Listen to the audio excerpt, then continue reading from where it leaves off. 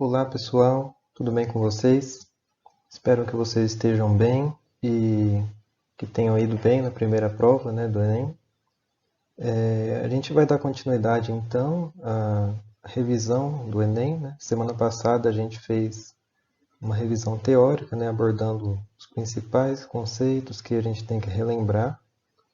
E nessa aula eu trouxe aqui alguns exercícios das provas anteriores do Enem para a gente fixar o conteúdo, ver se a gente está conseguindo fazer os exercícios. Bem, vamos começar então com a parte de eletroquímica, né? É um exercício do Enem 2017. Então eu vou ler o enunciado com vocês.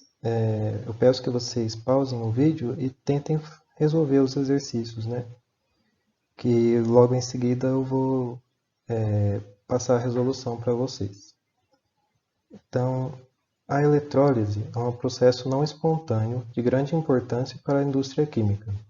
Uma de suas aplicações é a obtenção do gás cloro e do hidróxido de sódio a partir de uma solução aquosa de cloreto de sódio.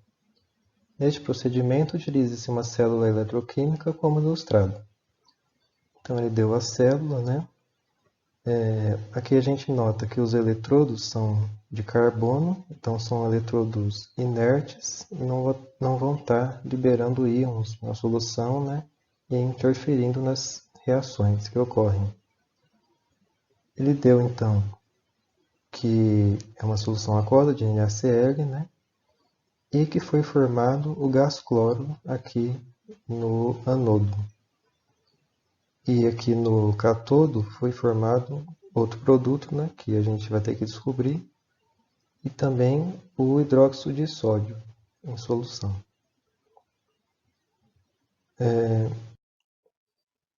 Então ele pergunta, no processo eletrolítico ilustrado, o produto secundário obtido é o... Então a gente sabe que se a gente dissolver o cloreto de sódio em água, vão ser liberados íons, o Na+, e o Cl-. E também a água, em um processo de eletrólise, ela se divide entre os íons H+, e o H-. Então, como que a gente saberia qual será o íon positivo que sofrerá a redução e qual o íon negativo que sofrerá a oxidação, né? Geralmente a gente olha uma tabela de semi-reações e compara os potenciais de redução e oxidação para ver qual será a espécie que sofrerá a redução e qual sofrerá a oxidação. Então, por exemplo, o sódio, a gente vê aqui que é no sentido da redução, né, que ele é positivo e sofrerá a redução. O potencial dele é de menos 2,71. Comparando então com o H+, a gente vê aqui o H+, é um potencial maior, né, 0. Então, preferencialmente, seria o íon H+, que sofreria a redução. E a mesma coisa para o cloreto e a hidroxila, né? O cloreto está aqui embaixo, né? No sentido da oxidação, é um potencial menos 1,36. E a hidroxila está aqui, né? O potencial é um pouquinho maior, menos 0,4. Então ela se oxidaria preferencialmente. Mas isso não foi dado na prova, né? Então, como é que a gente saberia? A gente ia ter que ficar decorando isso? Geralmente no Enem a gente não precisa... Só com as informações do enunciado a gente consegue resolver o problema. Então ele disse aqui que foi formado o cloro, né, gás cloro, e o hidróxido de sódio em solução. Portanto, a gente sabe aqui que o cloro, para formar o gás cloro, ele precisa reduzir aqui o cloreto. Então isso ocorreu aqui. E também que formou o hidróxido de sódio. Então a gente já matou aqui os íons Na+, Cl- e OH-. Quem sobrou então foi o H+, né? Portanto, aqui no cátodo, né, quem sofreria a redução seria o íon H+, formando o gás hidrogênio aqui. Então, só com as informações que foram dadas, a gente poderia resolver essa questão. Então, a resposta aqui é o hidrogênio, né? E só relembrando aqui que ele foi dado aqui o hipoclorito de sódio, cloreto de hidrogênio, que são moléculas mais não muito comuns, né? Só relembrando aqui a fórmula. O hipoclorito de sódio também é chamado de cândida ou água sanitária, HClO. E o cloreto de hidrogênio é HCl na forma gasosa, que também o HCl é chamado de ácido clorídrico, mas isso em solução, né? Em condição aquosa. Ok? Só para vocês relembrarem. A próxima questão, então. Para realizar o desentupimento de tubulações de esgotos residenciais, é utilizada uma mistura sólida comercial, que contém hidróxido de sódio, NaOH, e outra espécie química pulverizada. Esse pulverizada significa que ela está em pó, ok? Quando é adicionada água a essa mistura, ocorre uma reação que libera gás de hidrogênio e energia na forma de calor, aumentando a eficiência do processo de desentupimento. Considere os potenciais padrão de redução da água e de outras espécies em meio básico, expressos no quadro. Então, analisando então os dados, né, que foram dados. Contém hidróxido de sódio, então a solução fica básica, né? Por isso que ele deu aqui as reações em meio básico, né? Os potenciais em meio básico. Então, o hidróxido de sódio vai participar só isso, deixar o meio básico. Ele disse aqui que forma gás hidrogênio e energia na forma de calor. Então, uma equação exotérmica, né? Potencial negativo, libera calor. E esse gás hidrogênio indica, então, que deve ocorrer essa reação aqui, que é a única que formará o gás hidrogênio, ó, dentre as que a gente tem aqui. Então, a gente sabe que a água vai se reduzir, formando o gás hidrogênio. Para que isso ocorra, se a gente pegar um par, né, de semi-reações, a que tiver maior potencial de redução é a que se reduz. A outra, então, terá o sentido inverso aqui e se oxida. Ok? Então, a outra reação que a gente vai escolher, né, o outro componente, tem que ter um potencial de redução menor do que aqui a redução da água. Então, analisando aqui, os que têm potencial de redução menor são aqui o alumínio, né? E o hidróxido de ferro aqui. Então, poderia ser um dos dois. Se a gente analisar a resposta, no sentido da oxidação, né? Que se a água se reduz, a outra espécie vai se oxidar. Então, o reagente que se oxidará, o único que tem aqui é o alumínio, né? Porque o ferro foi dado à base, e essa base não pode se oxidar, ela já está oxidada. Teria que ser dado então o ferro, né? Para que ocorresse no sentido da oxidação. Então a resposta aqui vai ser o alumínio. Aí eu coloquei aqui, né? Para a gente lembrar que o maior potencial de redução terá o sentido da redução. E a que tiver menor potencial de redução ocorre no sentido da oxidação. Então, a resposta é o alumínio. E se a gente quisesse calcular também, aqui no exercício não foi pedido isso, né? Mas se a gente quisesse calcular o ΔE, né? A variação de energia dessa reação. Então, para a reação que se reduz, a gente escreve aqui no sentido normal, e para a reação de oxidação, a gente inverte aqui, né? Que foi dado no sentido da redução. Então, esse potencial, que era negativo, no sentido da redução, ele passa a ser positivo. A gente soma aqui, então, e vai dar este potencial aqui. Ok? Só para vocês relembrarem, né? Aqui também foi multiplicado, né? A gente multiplicou por 3 e por 2. Por que isso? É porque a gente tem que sempre analisar o número de elétrons, né?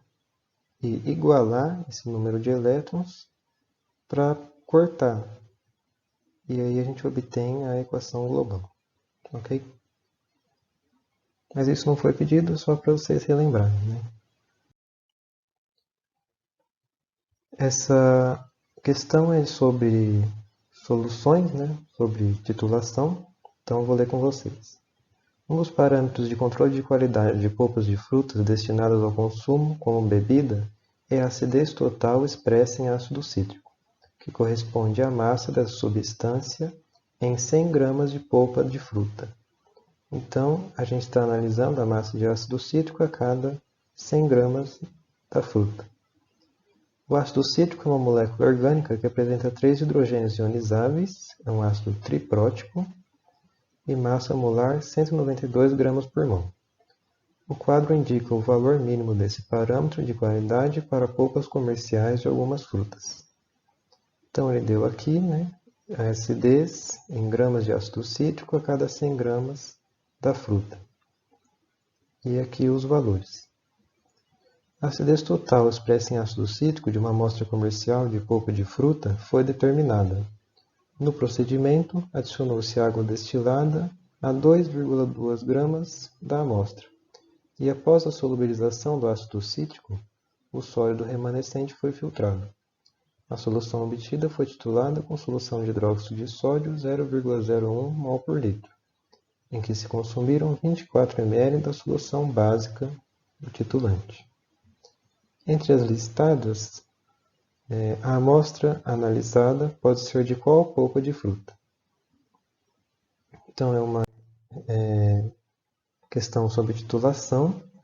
Nessas questões, é sempre importante a gente direcionar a nossa resolução para o número de mols, né, das espécies envolvidas. Então, primeiro a gente escreve a reação e relaciona ao número de mols.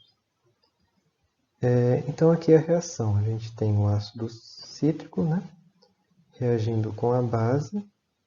Como ele é um ácido triprótico, ele vai liberar 3H+. Então, são necessários 3 mols de base para reagir completamente.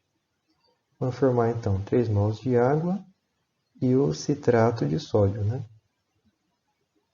Então, a relação aqui é 1 mol de ácido cítrico para 3 mols do NaOH. Ele deu, então, que o volume gasto de base foi 0,024 litros, né? Convertendo para litros, que foi 24 ml, e a concentração, 0,01 mol por litro. Se a gente multiplicar, então, né, analisando sempre as unidades, né, que a gente corta aqui, litro com litro, a gente obtém o número de mols de NaOH. Então, por meio da estequiometria da reação, né, a proporção 1:3, a gente sabe, então, que a cada 1 mol de ácido cítrico gastam 3 de base. Se a gente tem 2,4 10 a menos 4 mols de NaOH, né, a base, quantos mols reagiram do ácido cítrico? A gente faz a regra de 3 e obtém aqui 8 vezes 10 a menos 5 mols de ácido cítrico. Portanto, como ele deu a massa molar, né, do ácido cítrico, em gramas por mol, e a gente calculou agora o número de mols de ácido cítrico, é possível calcular a massa de ácido cítrico. A gente multiplica, então, o número de mols pela massa molar. Cortando a unidade aqui, né, a gente obtém a massa do ácido cítrico. Portanto, a relação é de acidez, né? É a massa de ácido cítrico presente em 100 gramas de amostra. Ele deu que essa massa de ácido cítrico que a gente calculou estava presente em 2,2 gramas da amostra. Em 100 gramas da amostra, quanto a gente vai ter, então, de ácido cítrico? resultado aqui então deu 0,698 gramas de ácido cítrico a cada 100 gramas de amostra. Ok? Então, pessoal, o que foi dado na tabela é a acidez mínima, né, para cada fruta. Então, o mínimo que tem que ter é aquilo lá. Se for mais, também pode ser aquelas frutas, né? Mas abaixo daquele valor não será, né? É garantido que não será aquela fruta. Então, todas as demais amostras apresentaram um valor mínimo maior do que o que a gente calculou, né? 0,698 a cada 100 gramas de amostra. Então, portanto, apenas caju ou graviola poderiam ser, né? Mais uma questão nesse tema, né, da química orgânica. As abelhas utilizam a sinalização química para distinguir a abelha rainha de uma operária, sendo capazes de reconhecer diferenças entre moléculas. A rainha produz o sinalizador químico conhecido como ácido 9-hidroxidecenoico, enquanto as abelhas operárias produzem ácido 10-hidroxidecenoico. Nós podemos distinguir as abelhas operárias e rainhas por sua aparência, mas, entre si, elas usam essa sinalização química para perceber a diferença. Pode-se dizer que veem por meio da química. As moléculas dos sinalizadores químicos produzidos pelas abelhas rainha e operária possuem diferença na... Então, ele deu os compostos aqui, né? O ácido hidroxidecenoico, e a gente nota que a diferença, né? A única diferença é que um é 9-hidroxidecenoico e o outro é 10-hidroxidecenoico. Então, analisando as moléculas desses compostos, né?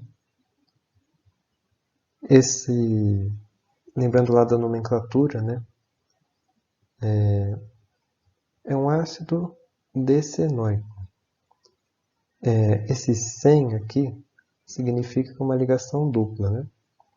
E o número 2 indica que ela está entre o carbono 2 e 3.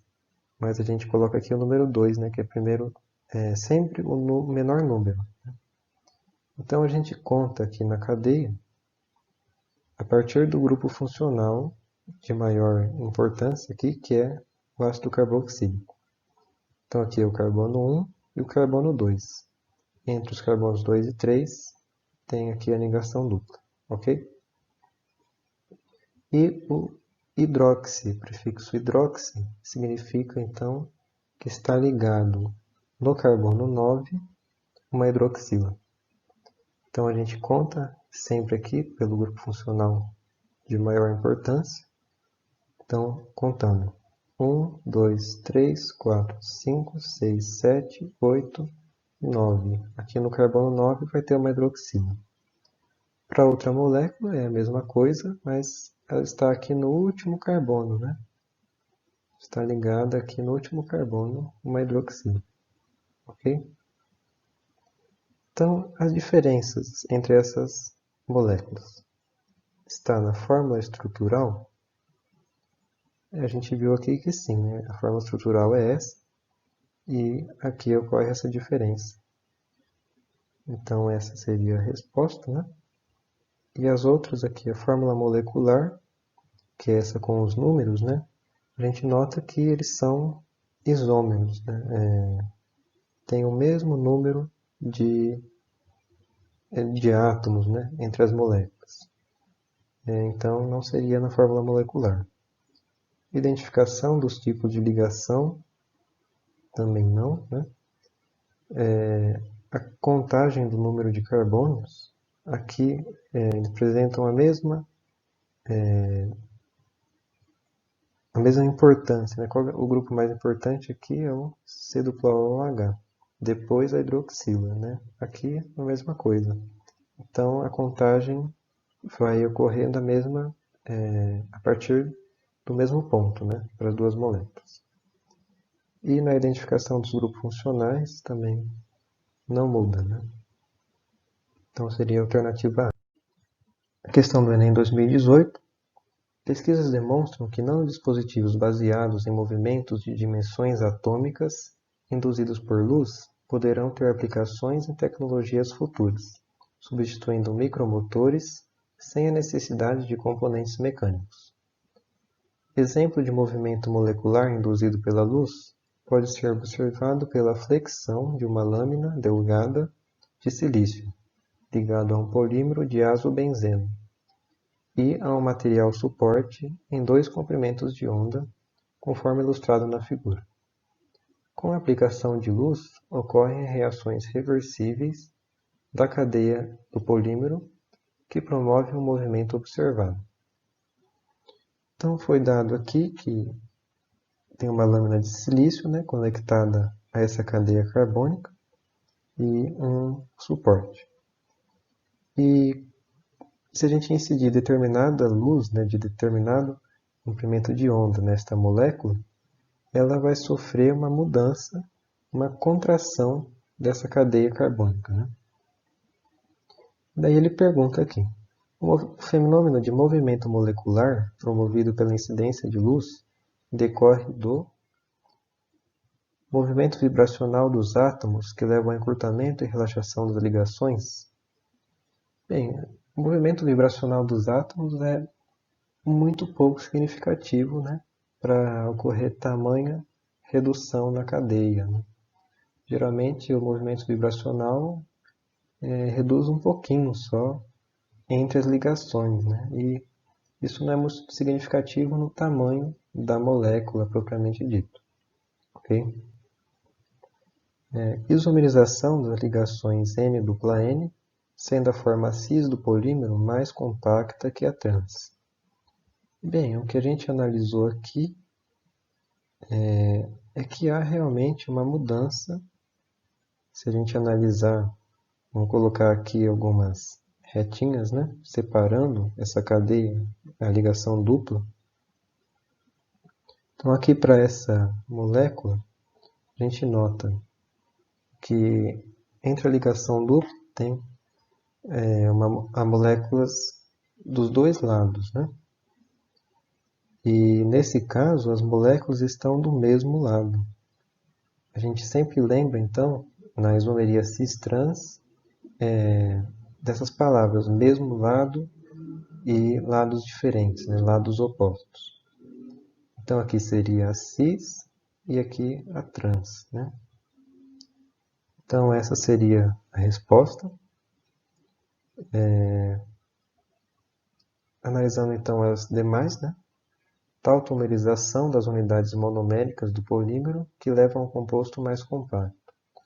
A tautomerização, a gente lembra lá das cetonas, né? As cetonas sofrem tautomerização formando o enol, que é a migração do hidrogênio e passa a ter aquele grupo do enol, né? A função orgânica do enol. E elas estão sempre em equilíbrio, né? Mas aqui não tem nada disso, né? Não foi isso que ocorreu, né? Tautomerização. A ressonância entre os elétrons π do grupo azo e os do anel aromático que encurta as ligações duplas. Aqui o grupo azo é esse N-dupla-N, né? E ele está falando que ocorre a ressonância aqui. Mas não é esse fenômeno que ocorre, né? Porque aqui ele já está... não tem como formar uma carga aqui, né? É uma molécula neutra, então não teria como formar uma carga negativa aqui que fosse migrando, né, entre esses grupos, ok? E a variação conformacional das ligações N-dupla-N, que resulta em estruturas com diferentes áreas de superfície. Aqui não é a variação conformacional, porque as ligações N-dupla-N não podem rotacionar, né?